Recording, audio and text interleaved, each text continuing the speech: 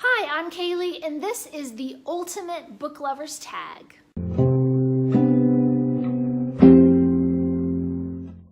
This tag was created by Sam's Nonsense. I love her videos. She is an amazing booktuber. She reads such great books.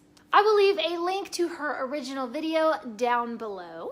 In case you didn't know, Books for MKs is a charity that donates books to missionary kids. And if you want to donate to the kids, you can do so at GoFundMe.com. There's going to be a link down in the description box, and there's a button at the end of this video.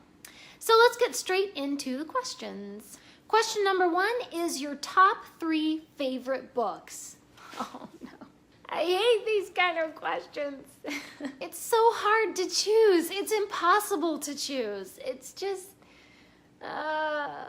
Well, for many years, when asked what is your favorite book, my go-to answer was Jane Eyre. You know, Jane Eyre was my favorite book for many years.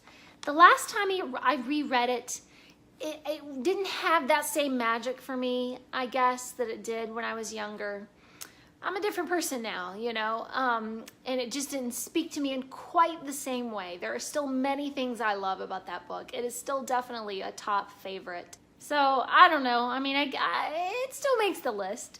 Another top favorite is Lord of the Rings, including The Hobbit by J.R.R. Tolkien. I'm a huge Tolkien fan, so that one always makes the top favorites list. And another one that has been a favorite since childhood is The Chronicles of Narnia by C.S. Lewis. I tend to reread it every year or every other year, and through every era of my life, through every phase of my life, those books have spoken to me. When I was a kid, when I was a teenager, when I was a young adult, now that I'm, grown up. The Chronicles of Narnia never fails to speak to me on a spiritual level, and they're just enjoyable books to read. The second question is your top 3 least favorite books. Again, this is another really hard, really difficult choice to make. There are also many books that I really hated, was disgusted by. One of the ones that I had to read one time for a book club was The Paris Wife, which, if I remember correctly, is about Ernest Hemingway's first wife, and I really did not like it, and I don't like Ernest Hemingway, and so I definitely did not care for that book.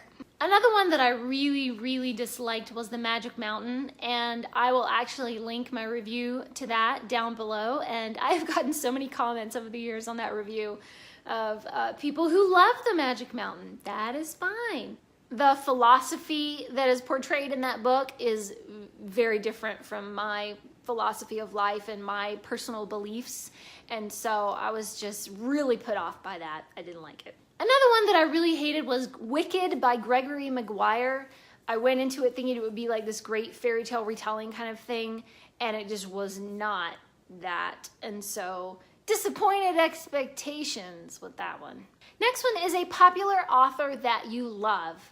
And there are not as many of these as you would think. I tend to read books that are a little off the beaten path. But a popular author that I really love lately is Marissa Meyer, who of course wrote The Lunar Chronicles, and more recently she wrote Heartless and Renegades. And I have been loving everything she has come out with. Next is a popular author that you don't love.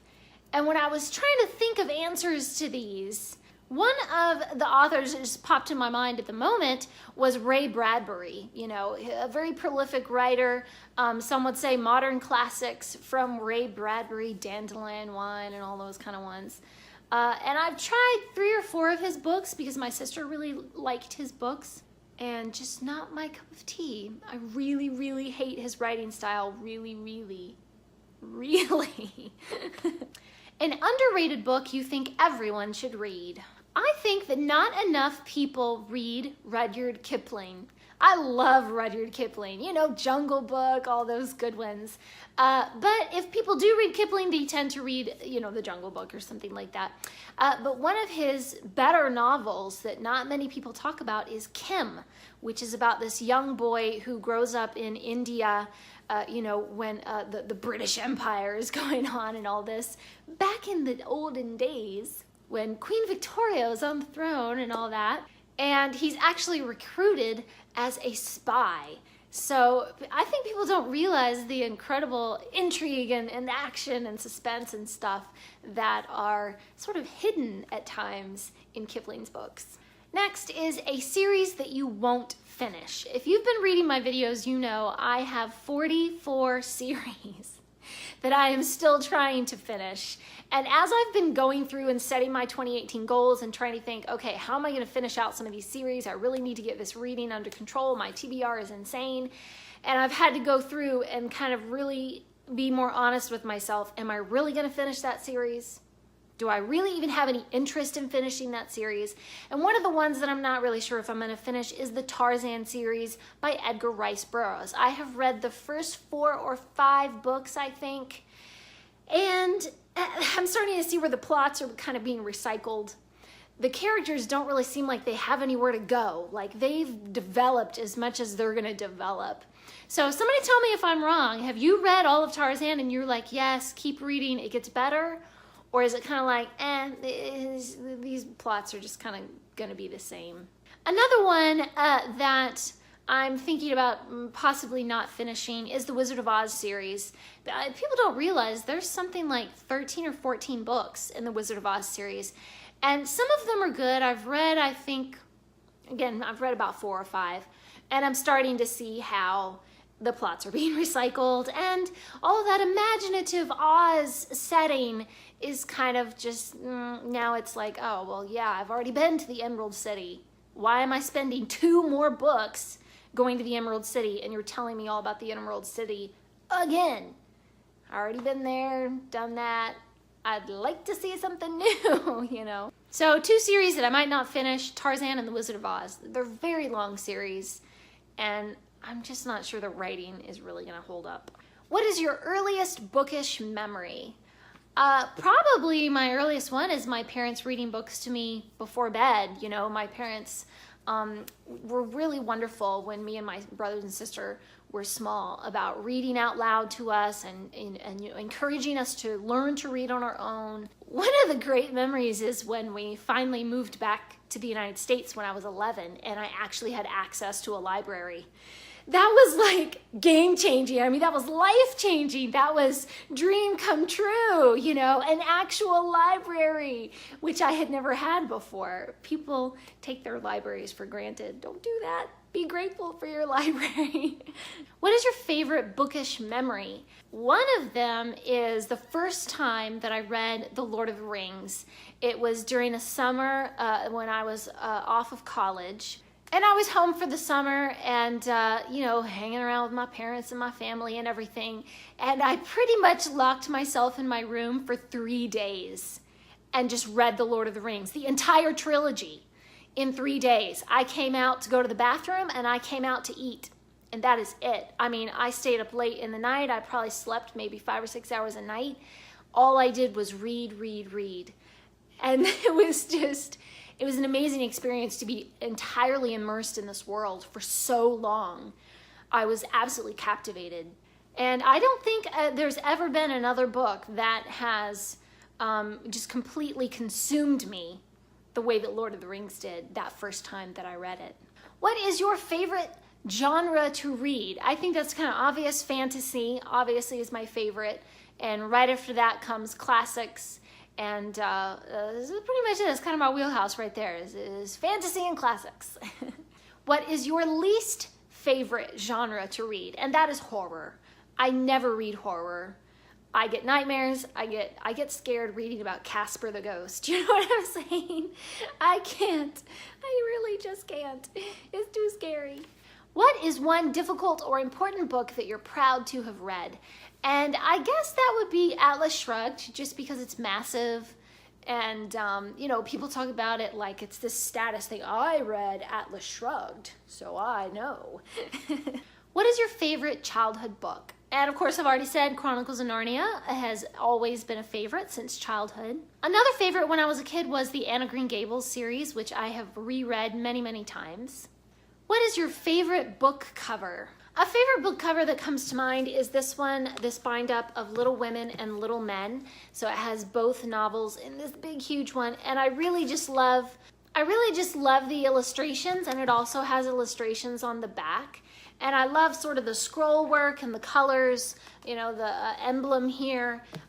It's just such a lovely book, and it has these lovely end papers. It has beautiful emblems at the beginning of every chapter, along with gorgeous illustrations. Little Women is also one of my favorite books, so it just checks off every one of those categories. And what is an ugly book cover? Years ago, I had this book called Heidi's Children, which is sort of a sequel that was written to Heidi, and the kids' faces on the front are like disfigured or something. They look so horrible. I don't know where that book is right now. I'm gonna have to go and find it and get a picture, and I'll have it up here for you guys to see. But I've never even read that one yet because the cover just puts me off anytime I think about trying to read it. The next question is to give a diverse book recommendation.